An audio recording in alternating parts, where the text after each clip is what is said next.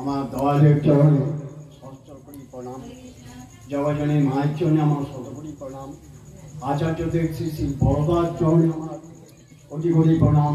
বাবার চরণে আমার কোটি কোটি, এবং গুরু ভাই বোন মায়ের জয়গুরু রাজা বলে আমি জানি না কিছু ঠাকুরের কথা, তবে দয়াল যদি কিছু বলিয়ে দেন আমার মধ্য দিয়ে তো আমি বলবো। দেখুন, পরম প্রেমময় শ্রী ঠাকুর অনুকূল চন্দ্রের যারা দীক্ষা গ্রহণ করেছেন,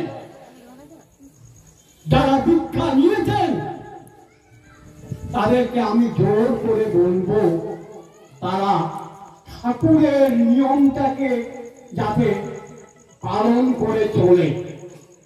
সেই উপরে যে তাদের কত মঙ্গল হবে এবং কোথায় গিয়ে যে পৌঁছে যাবে সে দয়ালই জানে। আমি বলে সেটা ব্যক্ত করতে পারবো না। তাই ঠাকুর কি বললেন? ঠাকুর বললেন, যোজন যাজন ইষ্টবৃদ্ধি সস্তনী সদাচার। এই যে পাঁচটা জিনিস ঠাকুর বলে গেলেন, এই পাঁচটা জিনিসকে আমরা যারাই দীক্ষা নিয়েছি, কেননা সেই দীক্ষার কথাগুলোকে পরিপালন করে চলতে হবে। তাহলে যুগ পুরুষোত্তম পরম প্রেমময় শ্রী ঠাকুর অনুকূল চন্দ্রে তার রাস্তা, নিয়ম কানুন এবং ঠাকুর কি ছিলেন, সত্য মিথ্যা সব কিছুকে বুঝতে পারবেন। ভগবান একটাই, তারা যুগে যুগে যুগের মতো করে আসেন। এলেন সত্যে শ্রী হরি, শ্বেতায় রাম, তারপরে কৃষ্ণ, আবার কলিতে এলেন গৌরাঙ্গ মহাপ্রভু। ঠাকুর রামকৃষ্ণ দেব এলেন, ঠাকুর রামকৃষ্ণদেব মামা করে পাগল হয়ে সকলের কাছে মাকে জীবন্ত করে দেখিয়ে দিয়ে গেলেন। আবার তারপরে এলেন পরম প্রেমময় শ্রী শ্রী ঠাকুর অনুকূল চন্দ্র, যুগত্রাতা, যুগ পুরুষোত্তম। যুগ পুরুষোত্তমকে ধরে না চললে কোথাও যাওয়া যাবে না। সে এইখানেই ঘুরতে থাকবে সারাটা জীবন, যুগ যুগ ধরে। হ্যাঁ, যুগ পুরুষোত্তম আসেন কখন?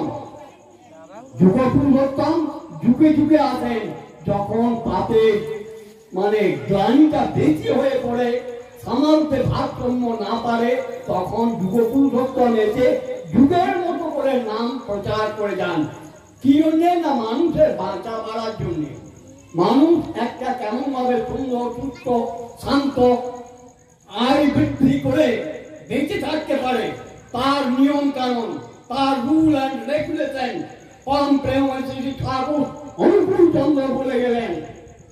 তাকে ধরে চললে, যারাই চলবে না কেন, মূর্খ হোক, সে অতি মূর্খ হোক, তার জন্য সদাচার করে চলে, সে বিরাট একদিন পণ্ডিত হয়ে দাঁড়াবে। এবং সে কোথায় গিয়ে যে পৌঁছে যাবে সেটা বলে ব্যক্ত করা যাবে না। সে নিজে নিজেকে অনুভব করতে পারবে। আর বিনু ভাই বাড়িতে সৎসঙ্গ, আমি আমার শারীরিক দিক দিয়ে খুব কষ্টকারক, আমি খুব যাওয়া আসা করতে পারি না। তাই কাছাকাছি আমি এলাম একটু ঠাকুরের চরণে। যাক, খুব ভালো লাগলো আমার এই সৎসঙ্গে এসে। আমি আর কিছু বলবো না, আমি এইটুকুই বলে ঠাকুরের কথা সমাপ্ত করলাম, কেন আমাদের সময়ও নাই। আচ্ছা, জয় গুরু।